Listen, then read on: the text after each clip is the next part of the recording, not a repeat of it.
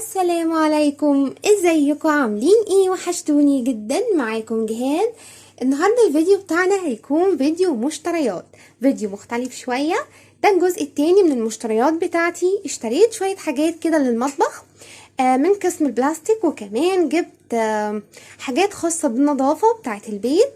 هما اتنين بس، حاجتين بس اللي انا جبتهم وحبيت اجيبهم واتكلم عليهم من غير رغي كتير. بقى يلا نخش في الفيديو واقولك ايه اللي انا اشتريته، ومن وجهة نظري شايفاه ان هو مهم جدا، وكمان الاسعار حلوة قوي. اول حاجة هنتكلم عليها النهاردة هي الشيالة بتاعت بكرة مناديل المطبخ. في منها بقى اشكال كتير جدا. الشكل المعتاد اللي موجود اللي هو الخشب ده بقى اللي نزل جديد، نزل كده على شكل عصافير، على شكل وردة. انا بصراحة حسيت ان هو شكله حلو قوي ورقيق، ومنه الوانات كتير جدا. فانا بصراحة عجبتني قوي، وكان سعرها بسيط خالص، مش غالية يعني. انا كنت جايباها ب12 جنيه ونص. حلوة قوي وشيك. بحطها على الرخامة، بحط فيها المناديل بتاعتي، بحس انها شكلها حلو قوي ولذيذة ورقيقة قوي وبسيطة ومش مكلف. تمام. تاني حاجة برضو جبتها معايا، بصراحة كنت بصي عمالة ألف عليه. ده المفرش السيليكون بتاع العجين. بجد مريح جدا بدرجة مش قادرة أقولك. بدل بقى ما نحط على الرخامة ونوسخ الرخامة بتاعتنا، احنا يا دوبك بنعمل كده، بنفرد المفرش بتاعنا وبنفرد عليه العجين، وبعد ما نخلص بنرجع نغسله وبنشيله. بجد سهل خالص وبسيط. هو بس عشان سيليكون بتلاقيه ماسك في بعض بالشكل ده. بصي تمام. بصي حجمه عامل ازاي. يا رب بس الكاميرا تكون موضحه، انا الاضاءه عندي شويه. بجد المفرش ده تحفه جدا جدا. هيسهل عليكي قوي، هيوفر عليكي كتير. هيوفر عليكي بقى تنظيف رخامة المطبخ بتاعتك لما تيجي تعملي اي معجنات او مخبوزات. بجد حلو قوي وعملي، وفعلا اتمنى انك تجيبيه. انا جايبه المفرش السيليكون ده، سعره كان عامل 25 جنيه بالظبط. تمام. بس عملي قوي وهيفضل معاكي بقى مدة طويلة جدا. تاني حاجة برضو هنتكلم عليها النهاردة انا جبت الحصيرة دي. بجد حسيت انها لذيذة قوي، شيك كده، واحنا بنحط عليها الاكل. وكمان لو في صينيه سخنه او برام سخن، طبعا ما ينفعش نحط على السفره على طول على الازاز، فاحنا بنفرش الحصيره وبنحط عليها الاكل السخن بتاعنا. بجد شيك قوي وشكلها حلو، وفي منها الوان كتير جدا، منها بني بقى وبينك وزيتي، بصي كل الالوان. الحصيره دي انا كنت جايباها ب7 جنيه ونص. حاجه تانية برضو بسيطه قوي وبحس ان هي مهمه وفعلا بتفرق. طقم التوزيع بتاع بقى ايه الجرامات والملي اللي هو المعالق. الطقم ده انا جايباه ب9 جنيه. سعره حلو قوي وبسيط، وهتلاقي هنا مكتوب عليه بقى. بجد شكله حلو قوي وتحفة، وموجود في كل الاماكن. انا جايباه ب9 جنيه. حاجة تانية برضو جبتها ولقيتها بقى قلبة النت، المفرش اللي هو لونه سيلفر اللي بيتلزق. ده عبارة عن رول بنلزقه بقى على البوتاجاز، وبنلزقه كمان على رخامة المطبخ علشان نغير من شكلها ولونها. انا بصراحة جالي الفضول كده ان انا حبيت اجيبه واجربه، وان شاء الله لما الزقه على الرخامة بتاعتي هوريكي شكله هيكون عامل ازاي. هو في منه لونين، في منه اللون السيلفر وفي منه كمان الذهبي. الرول ده عبارة عن مترين. انا جايبة البكرة على بعضها ب10 جنيه. سعرها بسيط خالص ومش غالية. بلاقيها نازلة على النت بسعر خيالي وبسعر عالي جدا. هتلاقيها موجودة دلوقتي في محلات اللي بتبيع بلاستيك وادوات مطبخ، هتلاقيها متوفرة وموجودة كتير جدا. انا جايبة الرول المتر البكرة فيها 2 متر ب10 جنيه. لما الزقه ان شاء الله هوريكي شكله. بصي لونه عامل ازاي، بجد تحفة. سيلفر وشكله حلو قوي، وهو حراري. تقدري بقى تلزقيه على البوتاجاز بتاعك من عند الفرن من بره في الوش بتاع البوتاجاز. سهل قوي في التنظيف، في ازاله الدهون. وان شاء الله لما اجي الزقها هوريهولك واقولك كمان عن تجربتي معاه وفي استخدامه. من الحاجات برضو اللي جبتها وما بقدرش استغنى عنها خالص، وكنت عاملالك برضو عنها اتكلمت عليها في الفيديو سابق عن المشتريات، هي الفوط بتاعه المطبخ. انا بصراحه بحبها قوي، بستخدمها للولاد لو رايحين الحضانه المدرسه، بستخدمها في المطبخ، بجد تحفه. انا كنت جايباها اخر مره كان عباره عن 5 فوط، كانت ب35 جنيه. دلوقتي هي موجوده في كل محلات الادوات المنزليه، نزل عليها عرض وبقت ب25 جنيه. بجد طريه قوي وحلوه. انا هفتحها معاكي كمان، انا هفتحها معاكي عشان اوريكي قد ايه هي طريه وشكلها حلو قوي والوانها بجد تحفه. بصي الفوطه عامله ازاي،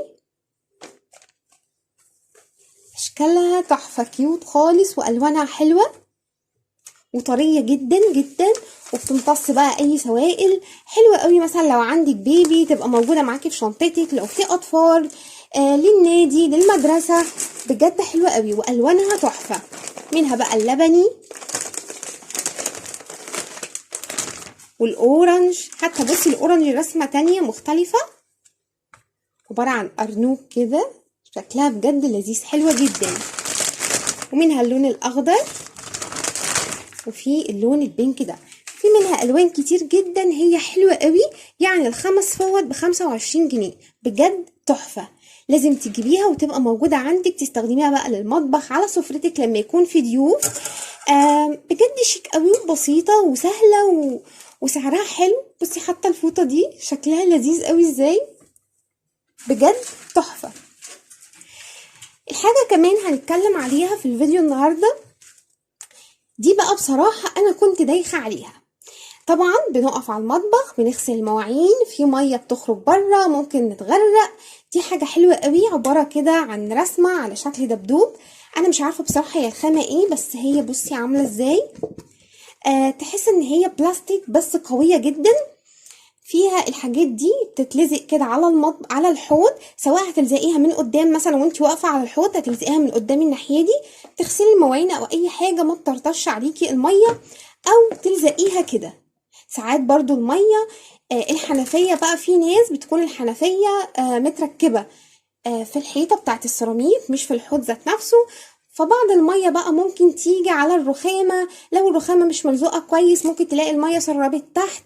فدي بتحمي الحوض بتاعنا، بتحمي الارض وبتحمي الرخامه وبتحمينا احنا من اي ميه بقى ممكن تيجي علينا. غسيل مواعين بصراحه هي تحفه وحلوه، وسعرها بسيط جدا. انا كنت جايباها ب12 جنيه ونص، وبجد تحفه حلوه قوي. اتمنى انك تجربيها وتجيبيها، بجد هتفرق معاكي جدا، وشكلها كيوت خالص وبسيطه. حاجه كمان برضو جبتها ولقيت سعرها حلو قوي، ده بقى الجوانتي الحراري بالماسك بتاعه. الاتنين مع بعض عاملين 17 جنيه ونص، بجد تحفه حلوه قوي. انا كان عندي واحد، وبصراحه بقى من كتر الاستخدامات وكده حبيت اجدد واجيب واحد تاني. بصي شكله عامل ازاي، شكله حلو قوي والوانه بسيطه وتحفه وحراري. تقدري بقى تمسكي اي صينيه سخنه في الفرن، اي حاجه، بجد حلوه قوي وسعره بسيط خالص. حتى الماسك بتاعه بصي شكله عامل ازاي، شكله شيك قوي وحلو، وسعره بسيط خالص 17 جنيه ونص، يعني بجد حلو وعملي جدا. الحاجات برضو اللي جبتها تاني حاجات بسيطة كده بقى، اطباق بلاستيك. بصي بقى انا عجبني بصراحة ال3 بولات دول، في منهم بقى الوان كتير جدا. بصي الرسمة بتاعتها عاملة ازاي، شكلها يجنن، وسعرها بقى بجد تحفة. كان في منها الوان كتير جدا، انا جايبة ال3 مع بعض ب10 جنيه، سعرها تحفة. وكمان الاطباق ديت على شكل قلب، بولات صغيرة كده، انا كنت جايبة منها قبل كده وحبيتها واشتريت منها تاني. الواحدة عاملة 2 جنيه ونص، شكلها حلو قوي بقى، تعملي فيها زبادي، تحطي للولاد فاكهة، تحطي اي سناك، بجد شكلها تحفة ورقيق وشيك جدا.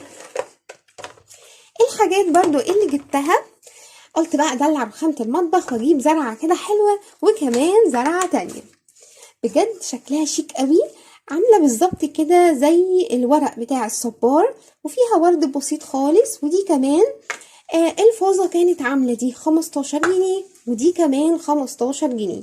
بصي شكلها تحفة ازاي، رقيقة خالص وبسيطة وسعرها حلو. واي حاجة بسيطة كده بتحطيها على رخامة المطبخ جنبك وانت بتطبخي بتحلي المطبخ، بتديله لمسة. المطبخ بتاعنا مش شرط ان احنا ندخل عشان نغسل مواعين ونعمل اكل، لا برضو احنا لازم نهتم بيه ونزينه ونحط فيه ديكورات بسيطة خالص.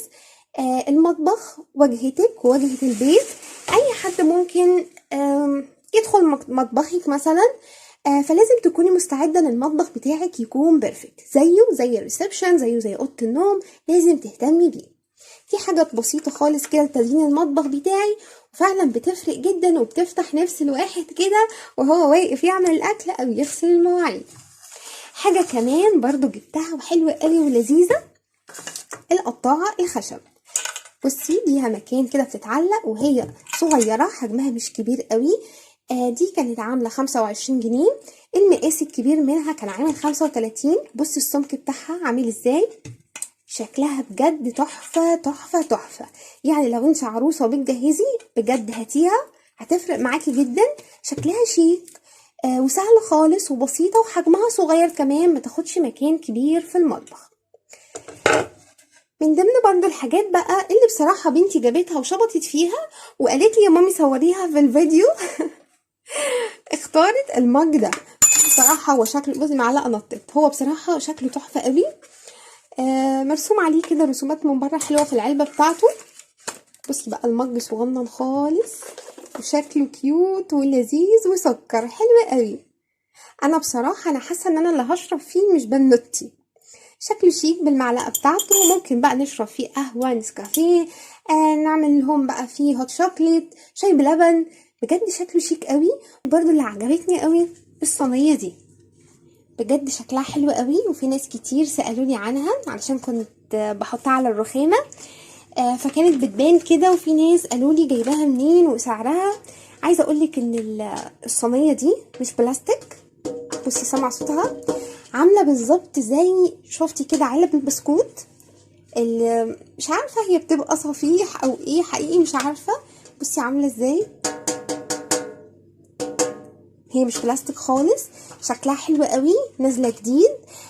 الوانها جميله، هي لون لبني هادي خالص، من الالوان بقى التركي اللي موجوده، في منها البينك وفي منها الدرجه دي والوان تانية كتير. الرسمه بتاعتها كيوت خالص وبسيطه وشكلها شيك.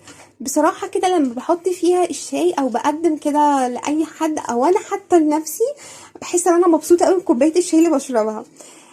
بجد اتمنى انك تجيبيها برضو لو انت عروسه وبتحبي كده تجيبي حاجات شيك وشكلها حلو وبتفرق جدا برضو في المطبخ كده، شكلها شيك ومش تقليديه وكمان مش بلاستيك. فهاتي الصينيه دي، هي كانت بسيطه خالص وسعرها عامل 35 جنيه. الحاجه التانية بقى اللي بجد كنت موجوده في سوبر ماركت واشتريتها النهارده وفرقت معايا جدا. العرض ده انا كنت جايباه واتكلمت عنه قبل كده في فيديو مشتريات سابق، بس ما كانش الاربعه كلور ابيض، كان كلور الوان و2 كلور ابيض، وكان كلور بريحه الليمون وبريحه اللافندر. انا بصراحه بشتري الكلور على طول في البيت وبيخلص بسرعه. ده كان عرض 4 ازايز كلور عاملين 25 جنيه، سعرهم تحفه. انا بشتري الازازه لوحدها ب10 جنيه. ده موجود في السوبر ماركت، موجود في فروع كتير قوي بقى، هتلاقيه في مترو وفي هايبر. انا جايباه من سوبر ماركت مترو، وكمان هتلاقيه في سعودي.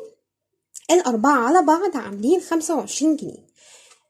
حاولي كده لو انت محتاجه كلور وادوات ويعني وحاجات خاصه بالنظافه وبتهتمي بالكلور قوي، روحي الحقي العرض ده هيوفر معاكي جدا. يعني انا بجيب الازازه ب10 جنيه، الاربع ازايز ب25 جنيه. حاجه تانية بقى نازله جديد الابيض. انا اعرف ان اللي موجود فانيش الوان وبنجيبه عشان مثلا ننضف لو في بقع في الهدوم اي حاجه، لكن فانيش الابيض كانت جديده قوي بالنسبه لي. حد قال لي عليه ان هو بينضف الهدوم البيضة قوي، بيحافظ على درجة لونها، بيخليها افتح 3 درجات، بجد تحفة. انا لما جبته وجربته فعلا خلى التيشيرت لونه ابيض، يعني ابيض بياض التلج، التيشيرت كده بقى ينور. فانا حبيت بصراحة اتكلم عليه النهاردة عشان اشتريته وجربته النهاردة، وحبيت اقول بقى عنه علشان لو في ناس كتير ما تعرفش عنه. وطبعا التيشيرتات البيضة كتير بتتلبس، وفي لبس داخلي ابيض وحاجات كتير كده لونها ابيض بتبوظ مننا من الغسيل. وكمان الغسالات الاوتوماتيك بنحط لها المسحوق بتاعها وبنحط كلور الوان، بس برضو بنلاقي ان الهدوم البيضة مش بيضة البياض زي ما اشتريناها بالظبط في اول مرة. فبصراحة فانيش فرق جدا جدا معايا، انا استخدمته مع الهدوم البيضة خلاها بجد بتنور. اتمنى انك تجيبيه وتجربيه وهيفرق معاكي قوي. انا هنا كده خلاص خلصت الفيديو بتاعي ورغيت كتير، واتمنى ان انا ما اكونش صدعتك. يا ريت بقى لو الفيديو بتاعي النهارده عجبك ما تنسيش تعملي لي لايك وفعلي لي زر الجرس واعملي شير كتير للفيديو علشان يوصلك كل جديد. واتمنى ان الحاجه بتاعتي النهارده في فيديو المشتريات تكون عجبتك، واكون يا رب افدتك. واشوفك ان شاء الله في فيديو تاني جديد خاص بالمشتريات. اشوفك على خير، باي باي.